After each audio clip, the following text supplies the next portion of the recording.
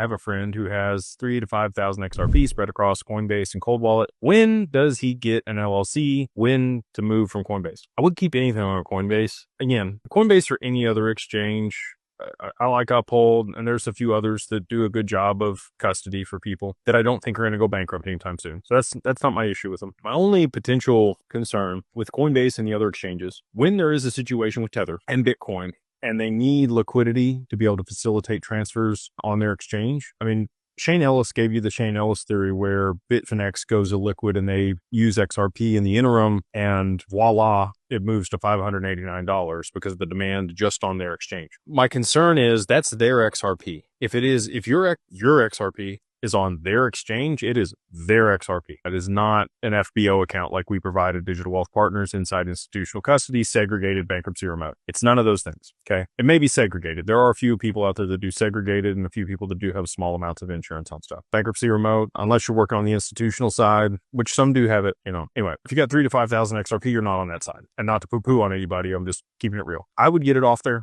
get it on your cold wallet, just so that you don't have any counterparty risk.